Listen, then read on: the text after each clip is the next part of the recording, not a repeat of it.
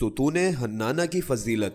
یہ ستون اس کھجور کے تنے کی جگہ پر ہے جس کے پاس رسول خاتم صلی اللہ علیہ وآلہ وسلم نماز ادا کیا کرتے تھے، اور ممبر بنائے جانے سے پہلے خطبے کے دوران اس کا سہارا لیتے تھے۔ ایک صحابی رضی اللہ تعالی عنہ نے عرض کیا کہ آقا پسند فرمائیں تو آپ کے لیے ممبر بنا دیں جس پر آن جناب جمعے کے دن کھڑے ہو کر خطبہ دیا کریں تاکہ سب لوگ آپ کو دیکھ سکیں اور آپ کی آواز سنیں۔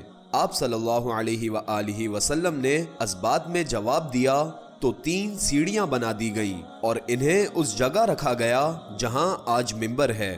جمعے کے روز جب آپ صلی اللہ علیہ وآلہ وسلم اس تنے سے آگے بڑھے کہ ممبر پر کھڑے ہوں تو اس تنے نے چلانا شروع کر دیا تا آنکھیں وہ پھٹ گیا۔ اس کی آواز سن کر نبی اکرم صلی اللہ علیہ وآلہ وسلم ممبر سے اترے اور اس پر ہاتھ پھیرا تو اس میں سکون آ گیا۔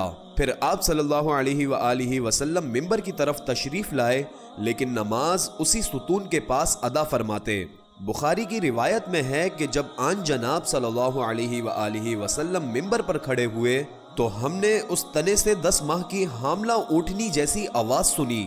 حضرت حسن بصری رحمت اللہ علیہ جب یہ حدیث بیان کرتے تو رو پڑتے اور فرماتے، اللہ کے بندو، یہ سوکھی لکڑی نبی اکرم صلی اللہ علیہ وآلہ وسلم کی محبت میں تڑپتی تھی۔ تم کو آپ صلی اللہ علیہ وآلہ وسلم کی زیارت اور آخرت میں ملاقات کا شوق اس سے زیادہ ہونا چاہیے۔